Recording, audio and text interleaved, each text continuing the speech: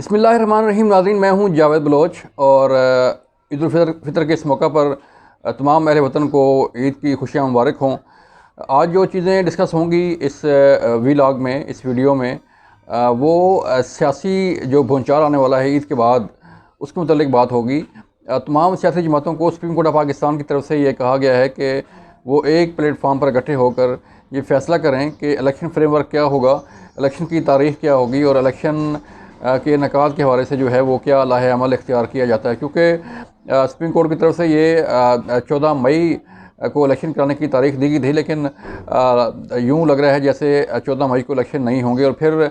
Chief justice Umar Bandial साहब और उनका जो बेंच है 3 रुकनी, वो भी इस बात पर मुत्तफिक था कि जो वज़ारत दिफा की तरफ से,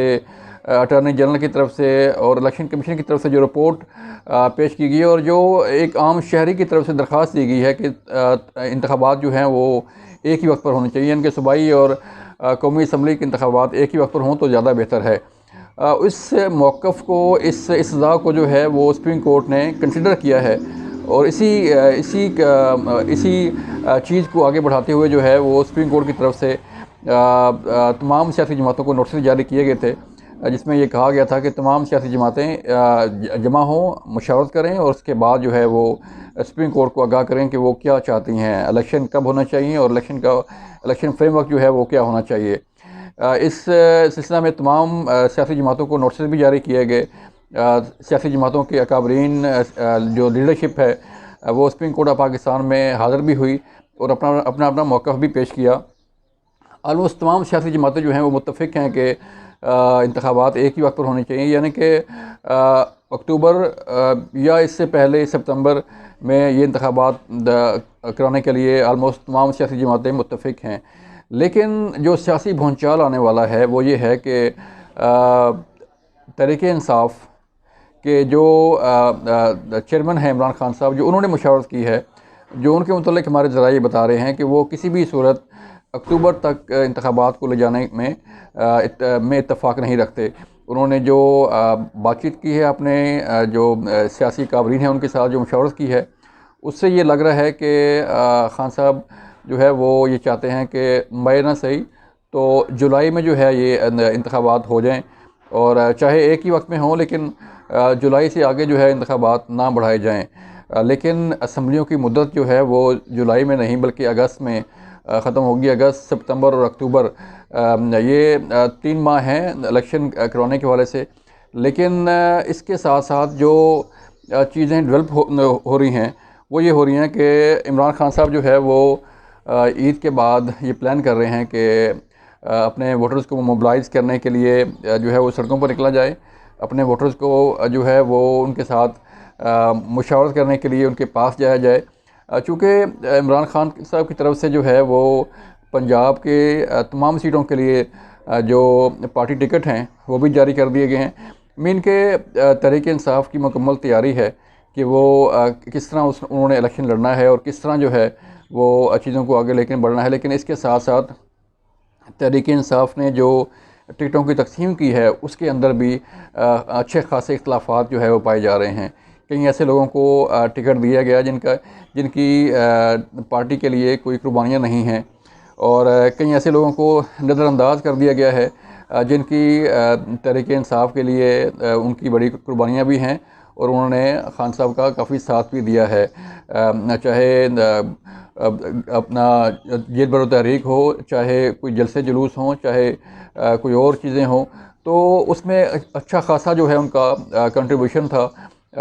जानी भी, माली भी और हर तरह के लिहाज से जो है उन्होंने पार्टी को जो है वो सपोर्ट किया था। लेकिन लग ऐसे रहा है कि उनको जो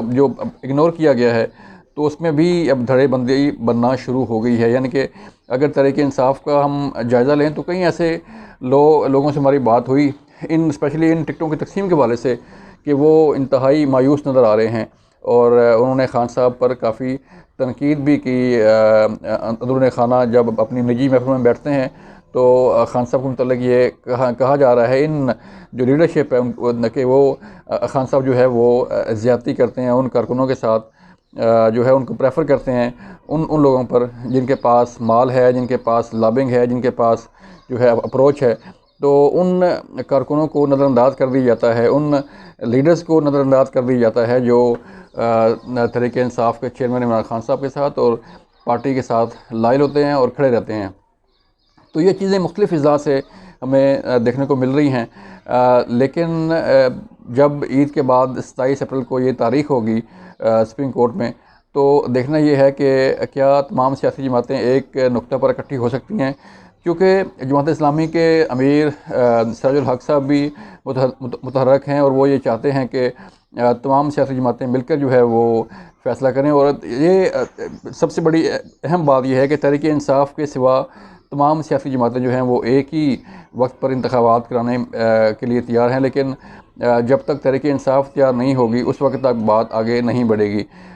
मतलब ये है कि जो भी डिमांड्स हैं तहरीक-ए-इंसाफ की तरफ से या जो डायलॉग होने हैं उसमें जो है वो तहरीक-ए-इंसाफ का एक कुलीदी किरदार जो है वो सामने आएगा। लेकिन हमें ये लग रहा है कि तहरीक-ए-इंसाफ इस मौका पर जो है वो मुत्तफ़िक शायद ना हो पाए, क्योंकि उनका सारा बयानिया ही इलेक्शन कैंपेन पर है, इलेक्शन की तारीख़ पर है। तो अगर वो इलेक्शन से पीछे हटती है या तहरीक-ए-इंसाफ जो है वो डिले करवाती है इलेक्शन को, तो फिर जो उनके वोटर्स को मोबिलाइज़ किया गया था, जो जिन्होंने सड़कों पर, जिन्होंने कैंपों में रातें गुजारी, सड़कों पर रातें गुजारी, वाटर कैनन जो है उसका सामना किया, लाठीचार्ज का सामना किया,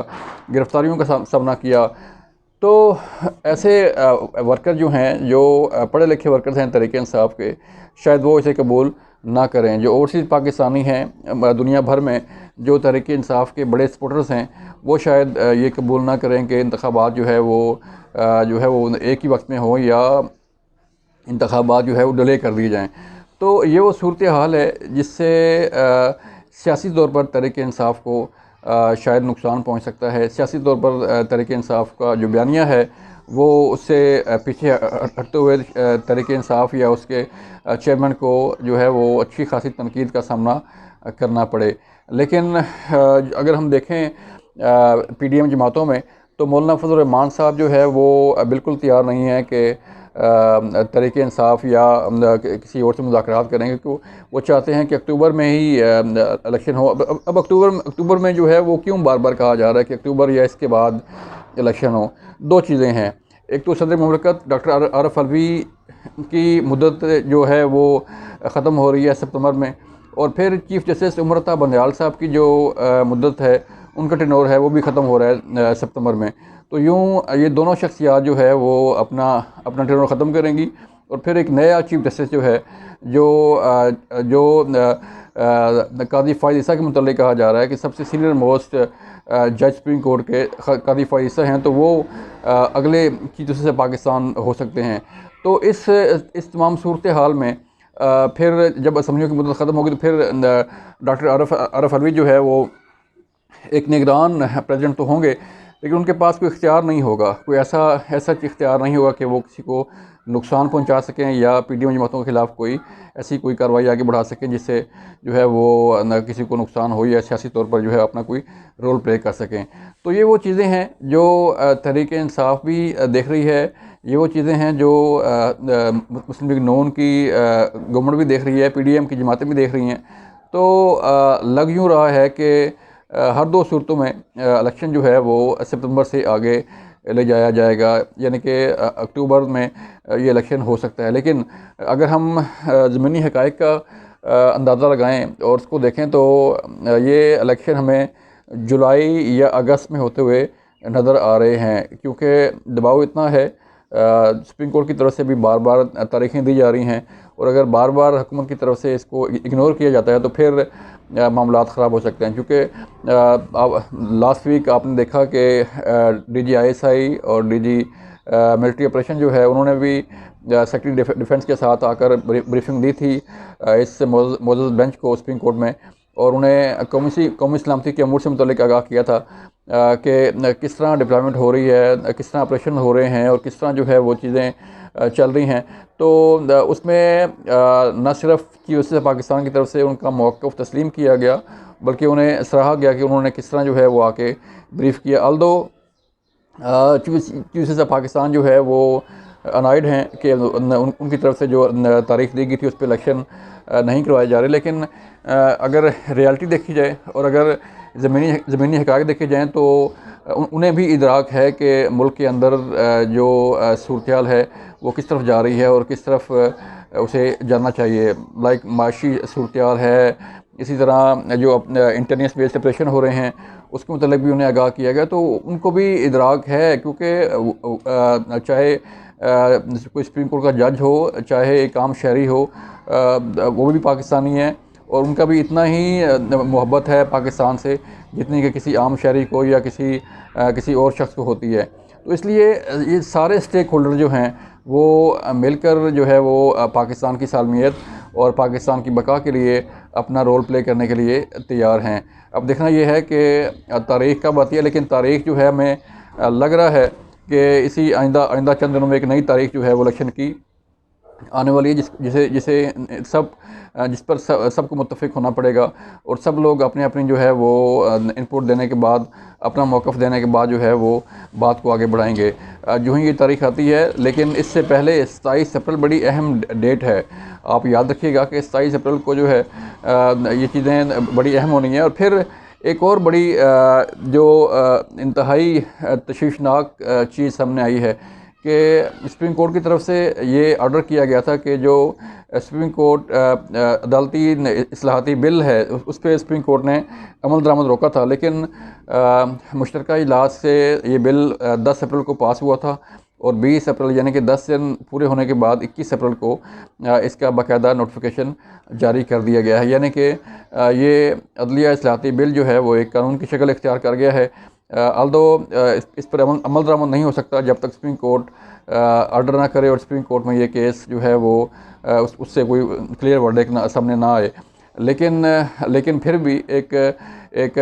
जो है इस नोटिफिकेशन को जारी करके सुप्रीम कोर्ट इस पर जो है वो एक्शन ले सकती है कि जब उन्होंने ये एक्शन रोका था, इस पर कार्रवाई रोकी थी, तो फिर ये इस पर जो है वो नोटिफिकेशन जारी क्यों किया गया। ये तमाम तरह हालात वाक़यात जो है आपके सामने हैं।